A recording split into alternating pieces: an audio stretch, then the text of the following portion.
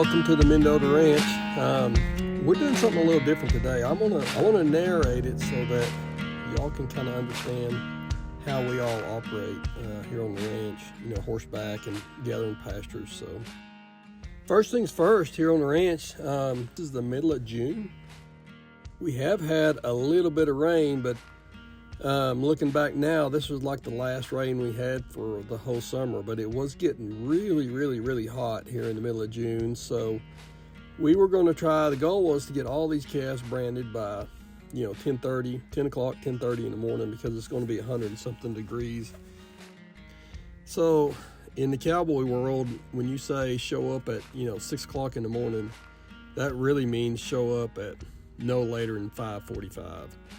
And at my house, I've got an indoor arena, so we just kind of hang out in the indoor arena and wait for everybody to get there, trot our horses around, kind of, get the fresh off of our horses, catch up on visiting. The fun part about branding is it's kind of, winter's over, spring is here. This is kind of the start of the year. Everybody's excited about branding. Of course, we're branding a little late this year just because the cows that I have came from Alpine, and they were bred later than what we normally breed here in the Texas Panhandle. So we were, we had some stragglers because we're trying to back these cows up a little bit. So we had some stragglers. So we're about a month behind what we'd normally be branding about the middle of May. So we're here at the middle of June. Of course, we've got family here, and then we've got neighbors, and then day workers. So day workers are guys that just work. You just hire them, and they just come for a day or two or three or whatever, and you just pay them by the day. Well, a lot of times the guys are branding somewhere else. You kind of got to schedule these guys out a ways, because if you're busy branding somewhere else, if another ranch is out branding, you just can't just tell them not to show up there. So we try to all schedule these guys and schedule neighbors and stuff like that, so we're all branding that day. So some of the old timers, when we go help, we might be sitting at the back of the pasture at 5 o'clock in the morning waiting an hour for daylight, and that just never really made a whole lot of sense to me. And a lot of these guys and gals are riding colts, so I kind of like to leave out of the house in daylight, just in case somebody has an issue. We don't lose them out in the dark. We always bring kids along. If you got kids you want to bring along, kids are always welcome, as long as they're horseback. We don't want just tourists, but if they're kids and they're cowboy kids, they'll be horseback with us. This is how they learn and how we get them started, the next generation going. Like I said, normally what I do is once everybody gets there, I tell everybody what the game plan is. I don't want anybody having asking me along the drive what we're doing. I want everybody to know exactly what we're doing when we leave. Since we're kind of in a heat wave here, and I want to get done fast, so I gathered these cows a couple days before out of the big pasture and threw them in a smaller pasture so that we can get them gathered. We actually got 2 pastures to brand today. A lot of just like cowboy rules that you just have to know. They're unspoken rules, but you learn them when you're young, and then you abide by them. So you don't ride in front of people. So essentially you don't cut people off. When you get in your spot, you stay in your spot.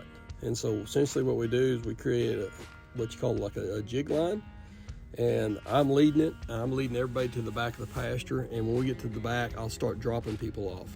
So as you see, we have some cows here in front of us, which is fine. It's no big deal. We'll just trot through the cows, because we're going to be coming back. The gate we left open, we'll be coming back through that gate into a smaller lane. So as you can see, everybody, a lot of times on these jig lines, everybody gets in their spot, and then there's a lot of visiting, and we're trotting 2 or 3 miles today. Like I said, I put them in a smaller pasture so we can, not only will we be branding the calves, but then we'll be making the cows, just squirting them, and then cutting dries off. Dry cows are so valuable right now. Any cow that doesn't have a calf at this point will be cut off and sold. The drone footage is always kind of cool to look at how this is done. A lot of city people never really realize how this is done. If you're one of those day workers or something, like you show up late, or you don't know the rules, you're rude, or you ride in front of people or whatever, essentially we just don't call you back. We've got a lot of young guys in here, which is fun. It's always fun to see the young guys coming up and making a hand. The pastures are all go out to the north and to the south, and that draw runs east and west. And I actually fenced that draw off. Back when I had a couple thousand head of horses, that's how I'd gather them, is trot them down to the draw and then bring them essentially use those smaller pastures, kind of like a lane. So those pastures are a quarter to half a mile wide, and then they're a couple miles long. And so that's how we like to move the cows. Cows, horses, they all like to follow essentially the draws. So the draws funnel downhill to the headquarters, and so it's an easy gather. You're not trying to push them uphill or around or through stuff. And so we want to kind of go least resistance. So if you think about gathering cows, just think about gathering a bunch of rolling balls, and you want them they roll downhill a lot better than they roll uphill. So you can see how the pastures all flow into the trees are down in the draw. So all the pastures pastures going north and pastures going south, and then this draw here is fenced off. And we've got several of these draws on the ranch, and this is how we gather the cows, is down to the draws. And I actually built a lane in my draw, so I've got a fence on both sides of the trees. And so my plan was, when I'm 80 years old, if I got to come out here and gather pasture by myself, I can kind of sook them down into this draws, and then one man can actually gather them if you wanted to. We had a fire 2006 that burned 500,000 acres, so pretty much everything you can see burned, and burnt all my fences up. So when I built my fences back, I built them back just exactly how I wanted them and how cows naturally flow. So we're back here at the earth barn. I've already dropped off half the guys. They're going to go around the north side, and I've got another half with me. So the way it works is I essentially drop off guys that know the pasture. So Jason Pelham is on the outside, on the north side, and then I'm going to be on the south side. So then once we trot to the back side, then we start dropping guys off, and that's where essentially we begin to drive. And how you drive is you're looking at your next guy. So everybody spreads out, even though this pasture's not just super wide, and it's pretty easy, but it doesn't matter. Everybody, you can see each other, and we got plenty of people, but you don't get ahead or behind the guys next to you. So you're always looking at the guy next to you, and you're keeping a straight line working. So you don't want to get, so say if this bunch right here, they're pushing these cows here, we don't want to get behind them, or we don't want to get ahead of them. So we keep throwing cows as we keep working back to the headquarters. We'll keep throwing cows as we're picking them up into the herd. So you'll see a couple people back in the back. That's kind of the kids. The kids are kind of staying out of the kids are just kind of following along behind. So as the drive progresses, we just keep throwing cows in. Like I say, if you scatter out, you stay in between you and your next man. That's all. If you stay between you and your next man, you're good. That doesn't mean ride a straight line. That means ride back and forth to your next man. So you're picking up all the cows along the way, but you're not getting behind and you're not getting ahead. Jason knows his side of the pasture, and I know my side of the pasture, so everybody's following our leads. So our leads are the outside guys. So that's what leads the drive is the outside guys. You always have the bulls fighting, so you always have to slow down, wait on that, break the bulls up. If you can separate the bulls, that's good, but a lot of times they just kind of fall to the back and then they start fighting, and you kind of got to mess with them. So finally, we're kind of clearing the brush, and before we get to the gates, you don't want to ever have your gates like in a brush pile. So we always have the gates kind of in an open spot where we can maneuver and hold the cows, because you never want to let the cows learn how to get away from you. If you always handle them right from start to finish, they're always pretty dang good. It's still real early in the morning. At this point, it's probably just a little after 6 o'clock in the morning. So we're making good time here. And like I said, we got this pasture and one more to get around today before it gets to be 100 degrees. And really, you don't want to handle cows. Cows, anything over about 85 degrees, is a little, you're kind of pushing it on cows. You want to try to get all this stuff done early while it's cool. And at this point here, it's about 70, 75 degrees this time in the morning. We don't have much humidity up here, so it's pretty nice. So if we can get all these cows in and get these calves branded and get them back together and then get the next pasture as quick as we can, without just running them. We want to get it done as quick as we can. So we're getting close to the gate now. All the cows have been almost thrown together here. You still got the two kids in the back, Wesley's kids in the back. The bad thing about a lot of these bulls, they'll get in the gate and then they'll go to turn everybody back in the gate, but we'll see how this goes. It'll probably be all right. So the way this pasture goes, it goes into another lane, and then that lane comes into the pens. So you can see how bad the flies are on these cows. So we'll squirt some Ivomec on these cows before we kick them back out, which are help with parasites, and they'll turn those flies for a month or two. In this pen that we're in, we're going to brand the calves. It's a pretty small pen. So we're going to sort the cows off the calves. So you always sort the cows off the calves. You never sort the calves off the cows. The cows know the routine, so I just got to sit in the gate and hold the calves and let the cows peel off by themselves. And it doesn't take 5 minutes to do this. If you got a good horse, if you got guys that know what they're doing and you got a good horse sitting in the gate, you can do this pretty dang fast. So what they do, they'll bring a little bunch of cows and calves, and then I'll let the cows by, and I'll try to hold the calves. The cows know the hole, because we just brought the cows in that hole, and they want to go back there. So they know the hole, so they're ready to go. The calves aren't quite as savvy on what's going on. So if we can just string them out like that, then all I do is stop the calves. And then I'll let the cows go either side of me. It doesn't matter to me. I'll let them roll around. So if I'm holding up calves, I might let them roll around to the right side of me, which gives me a chance to cut that calf off. And then we'll clean the calves back out, go bring another jag of cows. And I'm telling you, this literally takes 5-10 minutes to do, 80 to 100 cows and bulls. Sometimes it gets a little bit busy, so I slow them down a little bit. Let the cows work to the front of the top of the pile, peel the calves back again.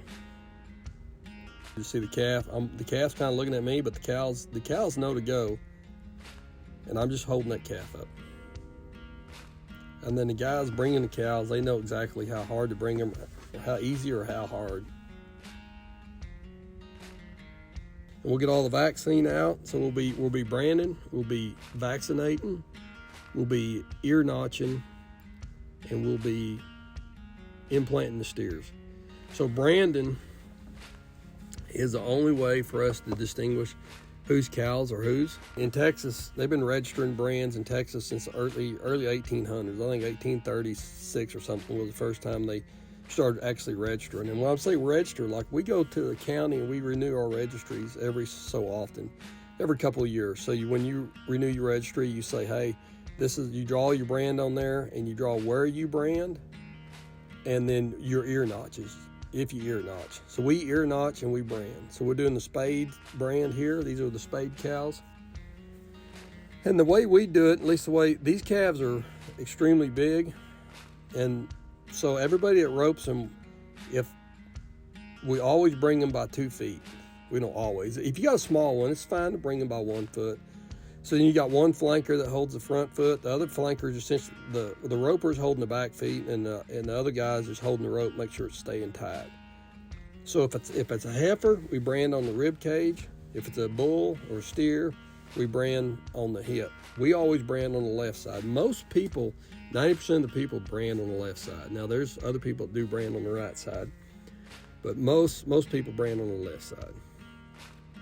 Roping etiquette is kind of is one of those things where you don't ride in front of people. You take your shot, and then if you miss, then you get out of the way and let somebody else take a shot. Normally, I like to see my guys go in there and work off the top of the herd until we're, at the end, you're digging off the back of the fence just to, to get that calf that's hanging at the back of the fence. But when we start branding, we brand down two sides, or we drag down two sides. So we put the medicine guys in the middle, and you drag your calf as close to the fire as you can. And then your flanker grabs front leg, holds him down, and bull gets castrated and branded on the hip, vaccinated, and then ear notched, and then also get an implant.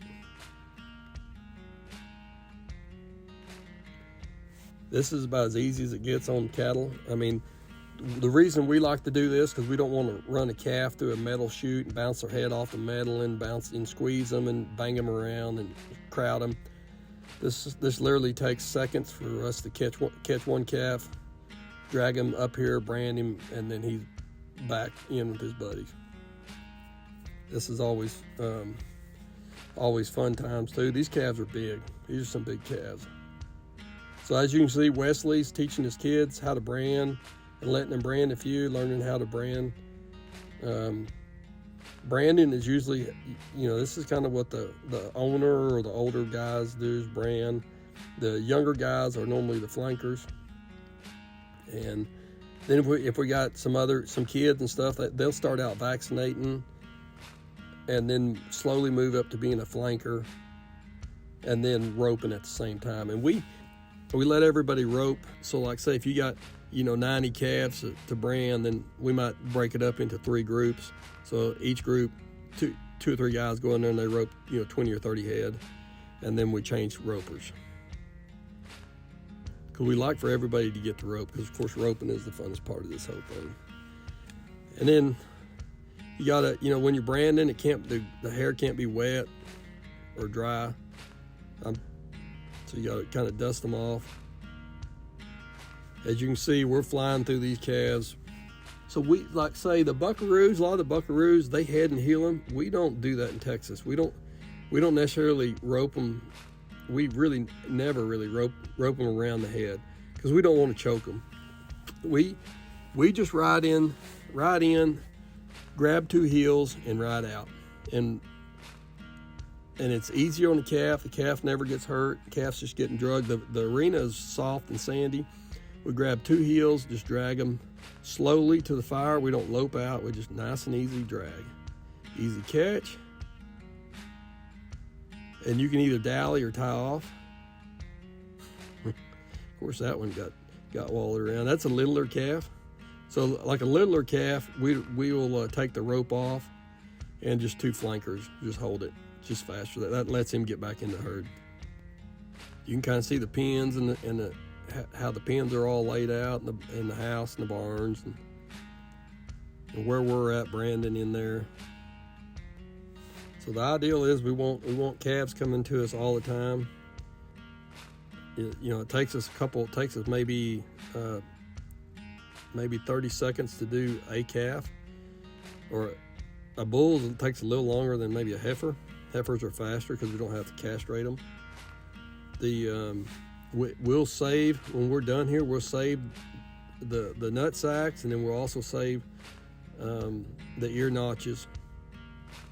And that's how whenever we get done, we'll get a total count on the calves, but then also we get a total count on heifers and steers in there. We're running the cows down the alley, squirting them with Ivomec just for the parasites. Because we don't get to see these, we won't get to touch these cows again until fall. So we want to get if we can get a little bit parasite control on the cows, it just helps the cows stay healthier all summer, and the calves. So you'll see in a couple days, flies will be gone, at least for a month or 2. Whenever you get down to the last couple calves, it's always that's when it kind of slows down. You got the last 4 or 5 wild ones. You got to get caught and pulled in. So when you flank, one guy grabs a rope, one guy grabs the tail, and it's a time deal. And so a lot of times we leave the flankers. The flankers kind of get together, and they like somebody they like to flank with. So that it's a timing deal. As you pull the rope, then you actually pull the tail to you and then down, and that's what rolls the calves over. And then whoever's got the tail goes to the front leg, and whoever's got the rope they either grab the back legs, stretch them out, or they just hold the rope. And in this case, we're holding the rope. Whoever's horseback's holding them. You'll see one calf, like we'll get towards the end, we might bring one in by one single. If you bring it in by single, it better be low, better not be high. That's Audrey cutting. Audrey's been doing this she's a senior in high school. She's been doing this a long time. She's real good at what she does, and that's what happens when you start them out young. So you can see how big these calves are. So once we get done here, everybody will come to the house and eat lunch. Right? It's more of a brunch. So we finish up about 10:30 in the morning with both these pastures. We get them all the cows. We get them vaccinated. We get them implanted. We get them branded. We get them ear notched. We get them castrated. These cows know where home is. All I got to do, once they're paired up, all I got to do is open those red gates. They'll just ease on back to their pasture with their calves, nice and slow. The kids are always the fun part. Watch them mature and grow up, and they won't be long. They'll be back here branding, flanking, roping. So a lot of people say, man, isn't there a better way to do it besides branding? Well, here's the deal. The reason branding is so important, and so whenever my cows get mixed up with the neighbors or my neighbors' cows get mixed up with mine, we can physically see the brand. Or we're trotting around the pasture, we see somebody's cow that doesn't have our brand on it, then we say, hey, the neighbor's cows over here, or calf, or whatever it is, yearling. So we call them up and say, hey, we got one or two of you calves here. What do you want to do? And they'll say, oh, we'll come get it tomorrow or whatever. Or sometimes we gather it up and just send it back home for them. But it's important that you can see the brand. And you know whose cows is whose, because these cows get mixed up all the freaking time. Cows are crawling through fences and they get mixed up. And there's no other way to be able to physically determine whose cow belongs to who if they're not branded. You can't rely on ear tags. Ear tags fall out. You can't catch them. You can't just rope and catch them every time. Do some kind of electronic scanning on them. That's why we got a brand, and that's why branding's been around for early 1800s, maybe longer than that. In Texas, 1800s, early 1800s. And why we still to this day, we register our brand. If somebody steals your cows and takes them to the sale, the brand inspector sees that cow there with, say, my brand on it. Well, then they're going to know this guy's probably stole these cattle, because I would have reported it by now. And that's also how we catch the thieves. So that's why branding is so important, because it's a permanent mark. You can't change it. All right, well, that was the best I can do for narrating the branding. The branding on the Mendota Ranch. We do this every year, springtime deal for us. Well, we'll see y'all in the next video. Thanks for subscribing, and thanks for a thumbs up, and I hope y'all enjoyed this. All right, see you. Bye.